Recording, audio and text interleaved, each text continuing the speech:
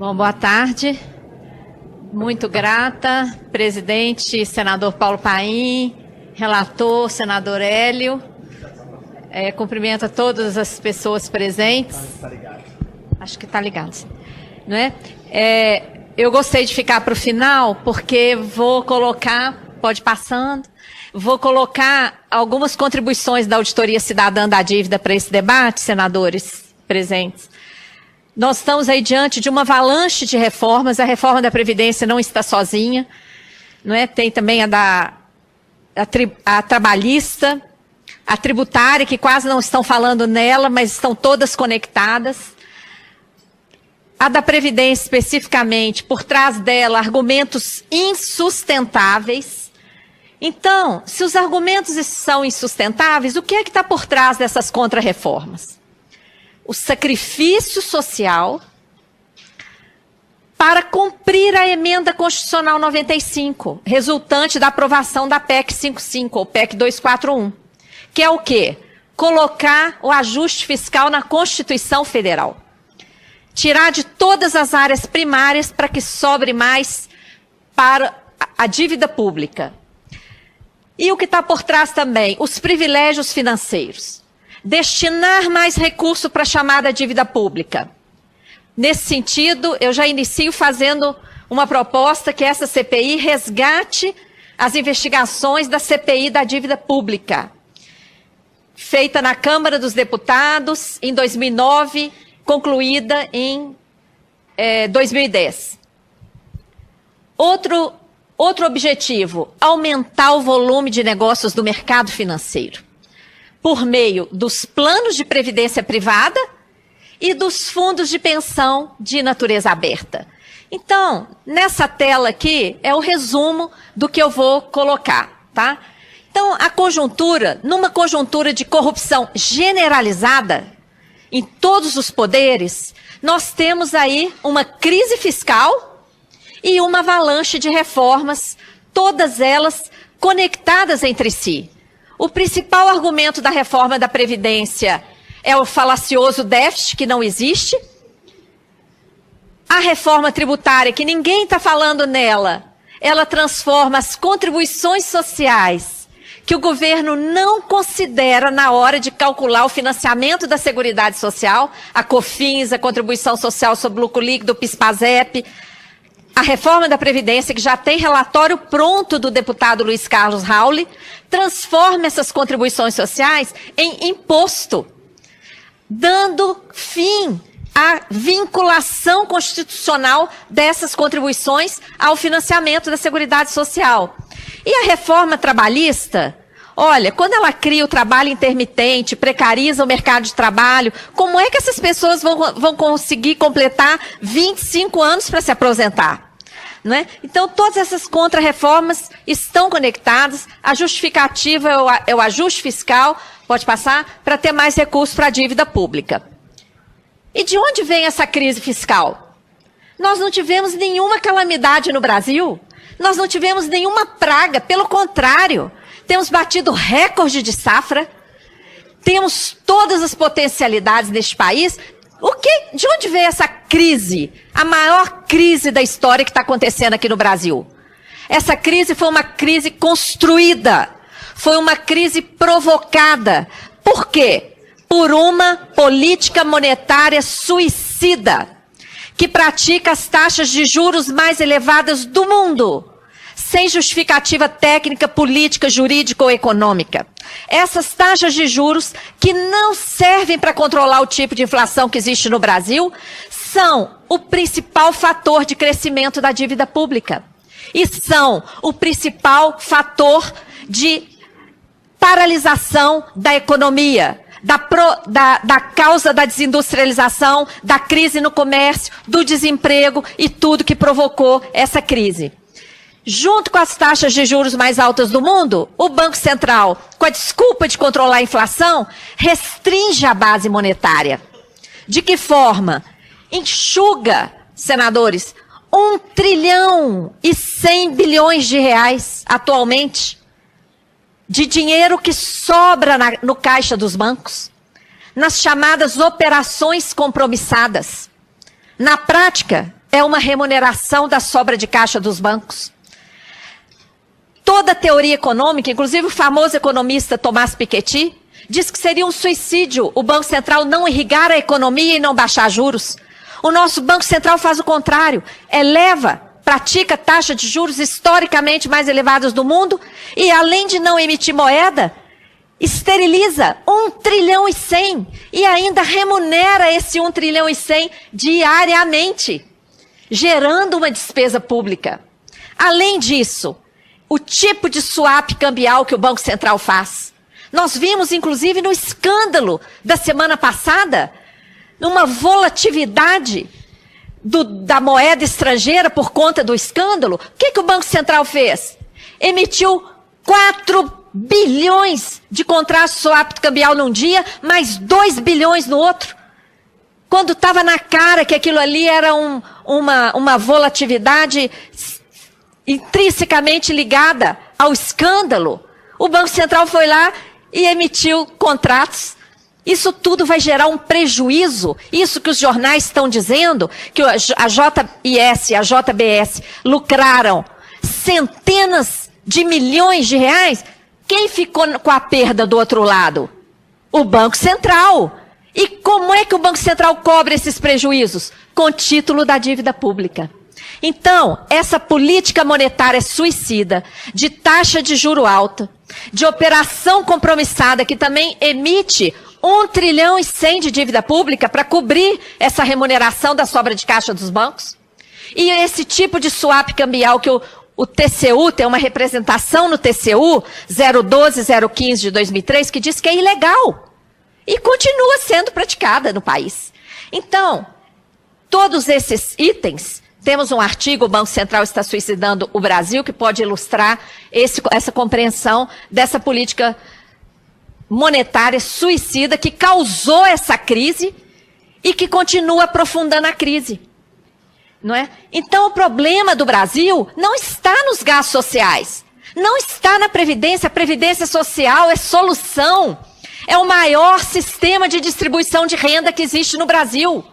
O problema do Brasil está nos mecanismos que geram dívida pública, ao mesmo tempo em que transferem ganhos bilionários, trilionários ao mercado financeiro. O problema está na elevada taxa de juro, na aplicação de juro sobre juro, na contabilização de juro como se fosse amortização, uma fraude que atenta contra o artigo 167, inciso 3 da Constituição. O swap cambial da forma como ele é praticado aqui pelo Banco Central, a remuneração da sobra de caixa dos bancos. Nesse sentido, aqui no Senado foi aprovado um requerimento ao TCU, de iniciativa do senador Álvaro Dias, para que o TCU fizesse uma auditoria da dívida interna. A Auditoria Cidadã fez várias sugestões ao TCU, que podem também ilustrar os trabalhos dessa CPI. Então, a crise fiscal provocada pelo excessivo gasto financeiro está a exigir contra-reformas, não para controlar o gasto financeiro, que é o que está afundando o Brasil, é o que está afundando as empresas, todo o funcionamento desse país.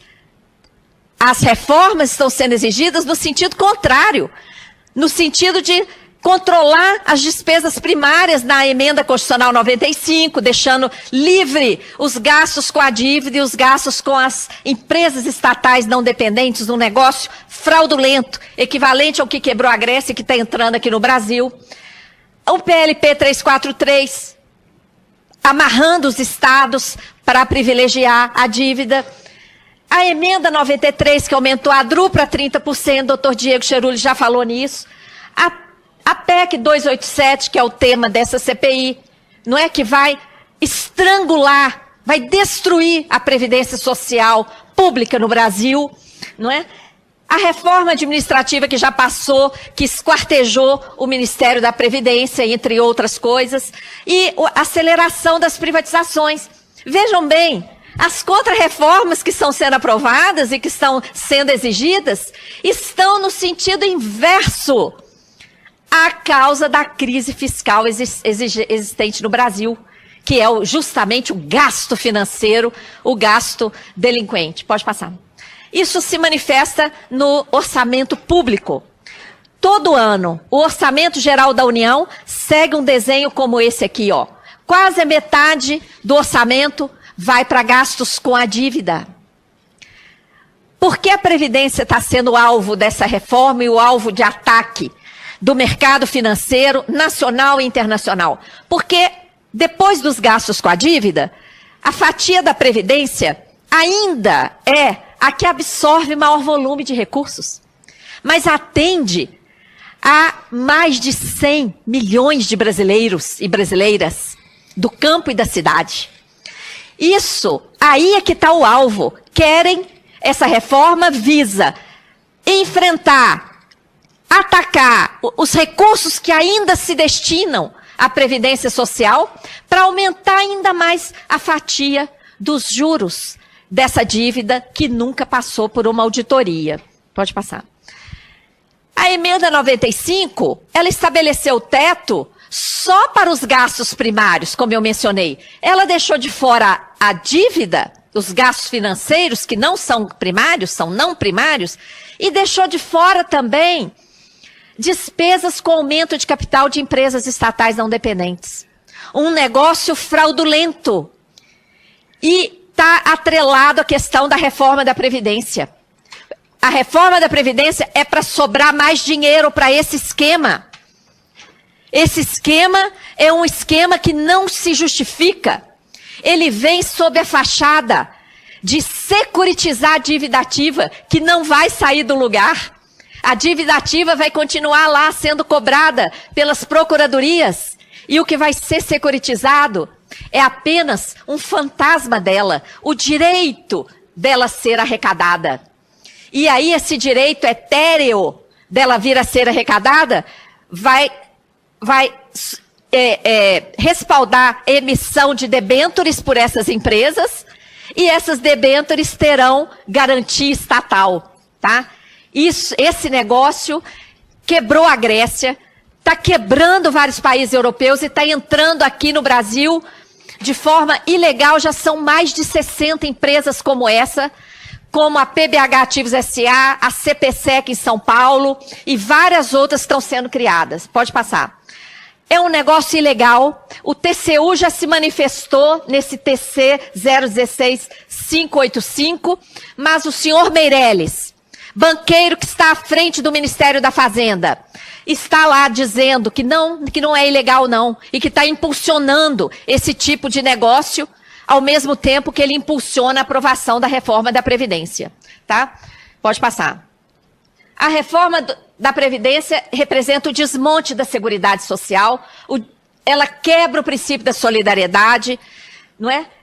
Ela protege a Previdência privada, ela empurra as pessoas para a Previdência privada.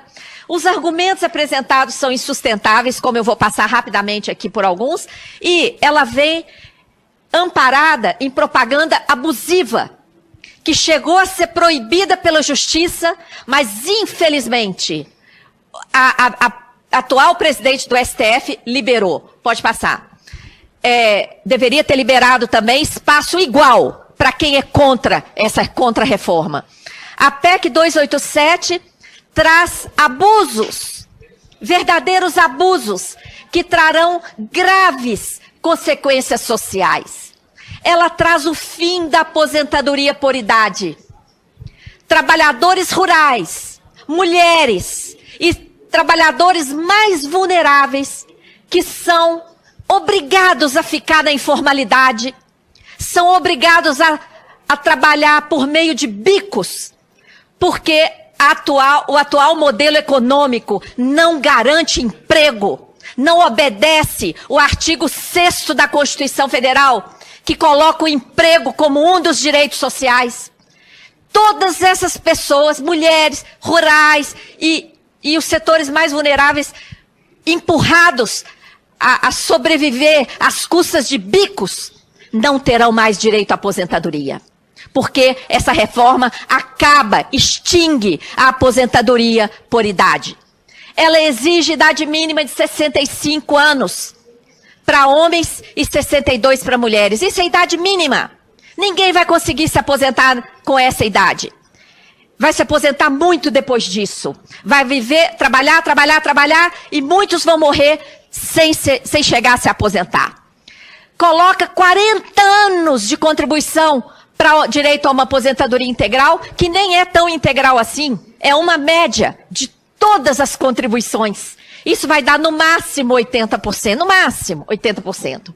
Reduz o valor geral das aposentadorias, precariza a aposentadoria rural e passa a exigir contribuição mensal do trabalhador que vive de safras e de várias outras questões específicas, exclui as regras de transição vigentes, impede a acumulação de aposentadoria e pensão por morte quando essas duas somadas ultrapassarem a 2 salários mínimos. Olha, acima de 2 salários mínimos é privilégio, não é? Eleva a idade para o recebimento do BPC, do benefício da LOAS, para 68 anos de idade.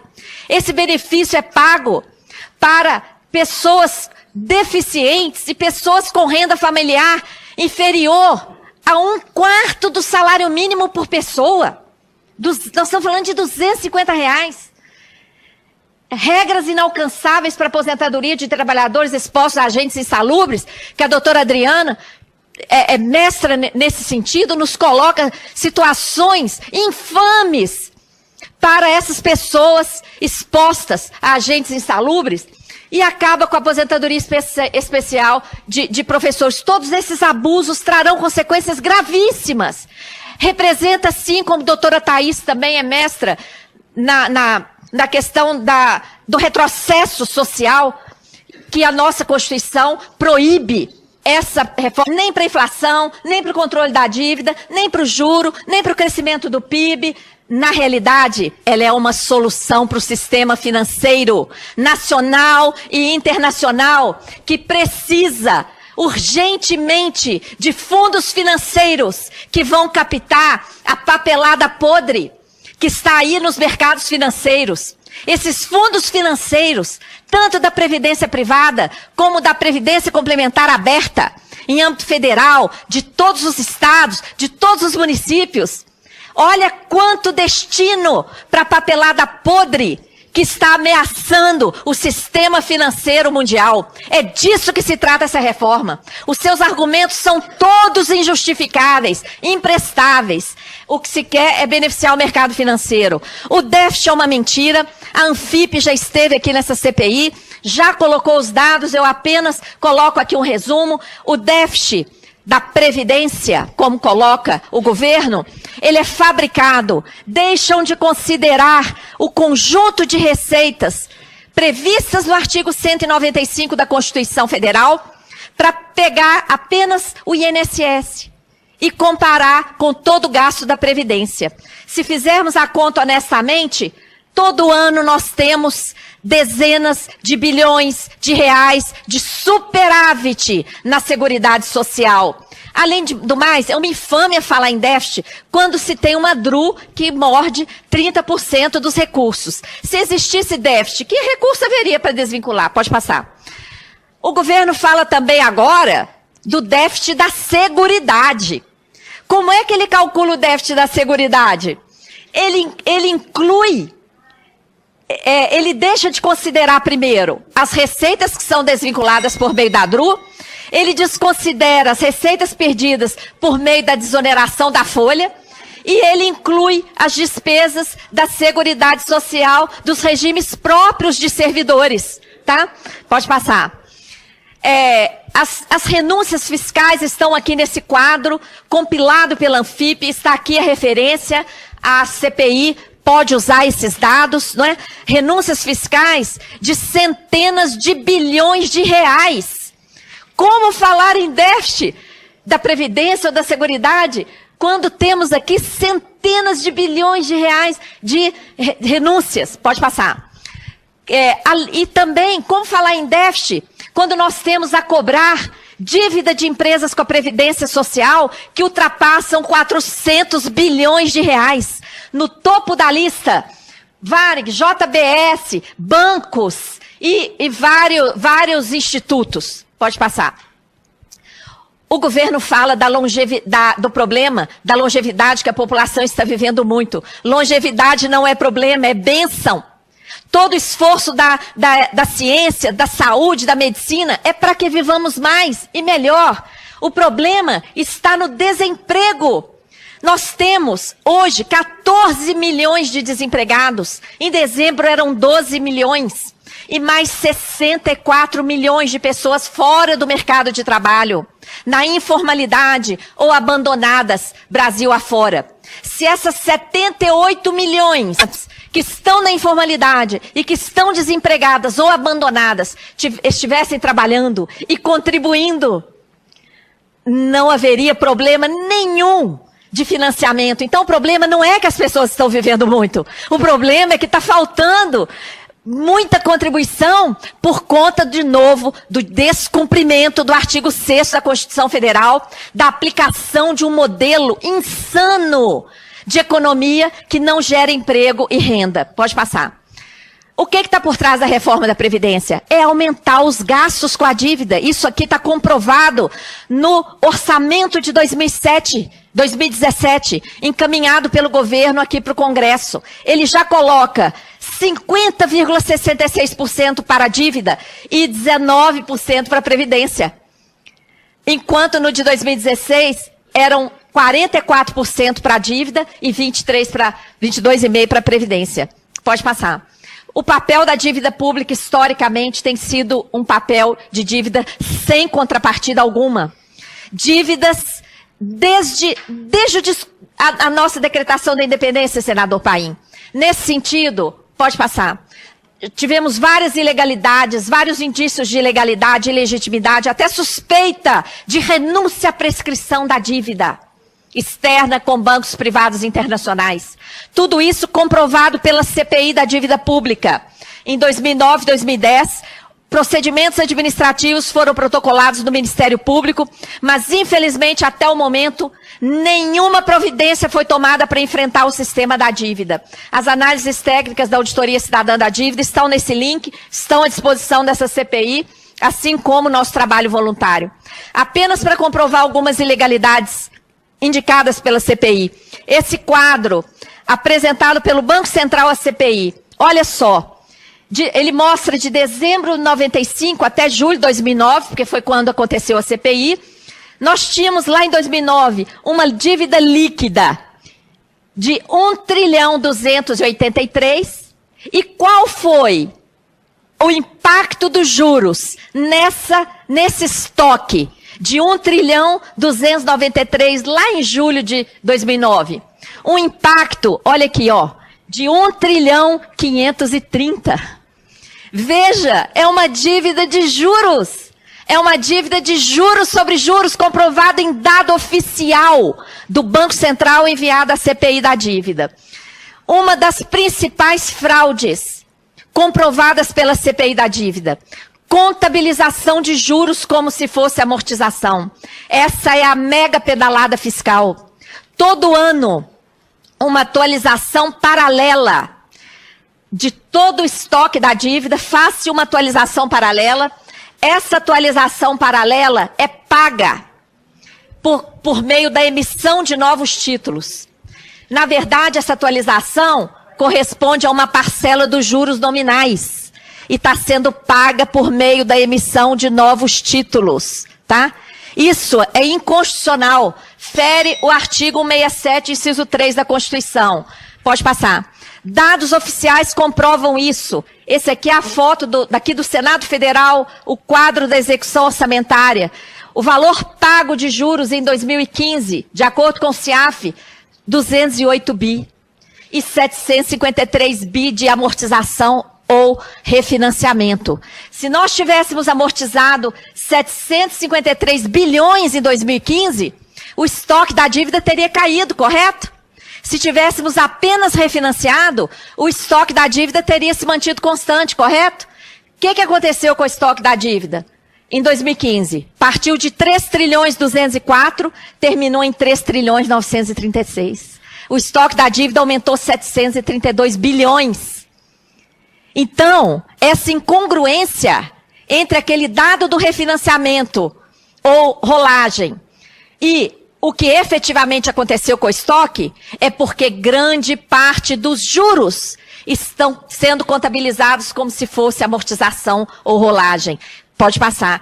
Isso absorve grande volume de recursos. É aí que está o rombo das contas públicas, não na Previdência. Tá? O sistema da dívida, então, tem funcionado para absorver uma grande quantidade de recursos públicos, não é? O sistema da dívida funciona ao contrário do endividamento público, que deveria financiar o orçamento público. O sistema da dívida sangra o orçamento público e privilegia o sistema financeiro, tá? Funciona por meio de várias engrenagens que privilegiam esse modelo econômico que esteriliza a economia do país, garante privilégios financeiros aos bancos, se move pela corrupção, como essa contabilização de juros, como amortização, por exemplo, conta com a direção dos organismos internacionais. A prova, pode passar? A prova da influência dos organismos internacionais, tanto no sistema da dívida, como na Previdência. Nós resgatamos várias cartas de intenção, senador. Desde a primeira carta de intenção do FMI aqui no Brasil, está lá a interferência, a exigência de uma reforma da Previdência. Todas em 83, em 88, 89, para atingir metas fiscais, reformar a Previdência, em 98, em 99, não vai dar tempo de ler aqui, mas esse material vai todo ficar aí, fazer parte dos anais da CPI, pode passar. E, por último, agora, em 2003 também, e agora em 2017, o FMI afirma que a reforma da Previdência é imperativa para o Brasil. Veja bem, a relação da dívida dos organismos internacionais e essa reforma que não interessa ao Brasil, pode passar, não interessa ao povo brasileiro. Como eu falei, a PEC 287 aumentará o privilégio dos bancos. Os bancos lucram com a previdência privada que não oferece garantia alguma à classe trabalhadora, irão administrar os fundos de previdência, fundos de pensão de natureza aberta, que estados e municípios terão que abrir. É isso aqui que está por trás dessa reforma, porque os argumentos colocados são todos imprestáveis. Então é isso aqui que está por trás. Quem ganha? Os bancos. A lucratividade dos bancos aqui no Brasil é superior às taxas de lucratividade em qualquer outro lugar do mundo. Até em 2015, quando toda a economia do país cresceu, até o PIB do país encolheu, o lucro dos bancos continuou crescendo exponencialmente. Pode passar. Nada disso, senador, teria menor importância se não tivesse impacto social. E o impacto é inaceitável. Como é possível o Brasil, nona economia mundial, ter a pior distribuição de renda do mundo, estar em 79º lugar no ranking dos direitos humanos, o IDH, medido pela ONU? Isso é inaceitável. Essa contra-reforma da Previdência vai aprofundar isso aqui. Por isso que faremos tudo para não deixá-la ser aprovada. Pode passar. Nada disso precisaria estar acontecendo. Para que retirar direitos se o Brasil é tão rico? Nós somos o país da abundância. Nossa realidade é de abundância. Nós temos nióbio, petróleo, terra, água, clima favorável, todas as fontes de energia, riqueza humana e cultural, riquezas financeiras. Mas nós vivemos num cenário de escassez, num cenário de crises, num cenário que falta recurso para tudo. Nós temos que sair desse cenário urgentemente. Para isso, teremos que enfrentar o modelo econômico. O modelo econômico desenhado para concentrar renda e riqueza não serve mais. Nós queremos outro modelo econômico que impulsione o desenvolvimento econômico e social. E para isso acontecer, vai ter que enfrentar a política monetária suicida. Não pode mais ter essa política monetária suicida. Vai ter que enfrentar o modelo tributário regressivo. Parar de cobrar dos mais pobres, que consomem um pacote de macarrão com esmola que ganha e paga mais de 20% de imposto e deixa livre os lucros, as remessas para o exterior, as isenções, as desonerações e etc. E vai ter que enfrentar o sistema da dívida, que exige continuamente esse ajuste fiscal absurdo, exige privatizações do nosso patrimônio, exige as contrarreformas e ainda impulsiona esquema que gera dívida pública. Não é? Então, pode passar? A conjuntura de crise não pode justificar tudo, principalmente porque grande parte da classe política que está impulsionando a partir do Executivo essas reformas e que está votando aqui no Congresso essas reformas, está listada, denunciada por crimes de corrupção. Então não é possível que essas modificações continuem passando, sendo votadas por uma classe política manchada, não é? Passa. Nós queremos saber que dívida é essa. A dívida que está por trás aí dessas contrarreformas. De onde vem essa dívida? Que dívida é essa? O que é dívida mesmo? E o que são esses mecanismos financeiros que geram dívida? Só a auditoria pode responder. Pode passar. A auditoria está prevista na Constituição e nunca foi realizada, não é? Uma CPI da Câmara foi muito importante, mas ainda não significou a realização da auditoria, tá? O Equador fez a auditoria, inverteu essa lógica, nós queremos fazer essa auditoria aqui no Brasil também. Pode passar. Finalizo deixando aqui requerimentos da auditoria cidadã a essa CPI. Em primeiro lugar, interromper a tramitação dessa PEC 287, pois os argumentos apresentados pelo governo para justificá-la são insustentáveis. São todos insustentáveis, todas as pessoas que estão falando aqui estão comprovando isso. Não é possível continuar tramitando se os argumentos são insustentáveis. Tem que parar para ver direito. Segunda reivindicação, identificar as verdadeiras razões para o rombo das contas públicas. Não é a Previdência. Tais como os mecanismos de contabilização de juro como se fosse amortização. Qual está sendo o custo dessa manobra que está provocando aumento da dívida, provocando aumento do pagamento de juros, burlando a Constituição Federal? Qual é o impacto do swap cambial, da forma ilegal, como diz a representação do TCU, que está sendo feita pelo Banco Central? Qual é o impacto das operações compromissadas, que estão esterilizando 1 trilhão e 100, sendo remuneradas diariamente? E, acima de tudo, o impacto desses juros extorsivos, que também não tem justificativa, técnica, política, nem jurídica, nem econômica. Mais um detalhe, tudo que pagamos, senador, desses juros da dívida, dessas operações compromissadas, desse swap cambial, é tudo sigiloso. É tudo sigiloso. Não sabemos para quem pagamos. Então, veja bem, a reforma está no sentido contrário. A reforma que nós precisamos é uma reforma no gasto financeiro, sigiloso. Nós temos que resgatar as investigações feitas pela CPI da dívida pública, concluída em 2010 na Câmara dos Deputados, e avançar, estabelecendo controle sobre os gastos sigilosos com essa dívida pública e com esses mecanismos que geram dívida. Pode passar? Finalizo agradecendo, deixando essa foto aqui, ó. Essa foto é do lixão de Brasília. São pessoas, brasileiros e brasileiras, irmãos nossos que estão lá, vivendo do lixo de Brasília. São sujeitos de direitos de acordo com a Constituição Federal. Esses nunca se aposentarão. Nunca. Se essa reforma for aprovada.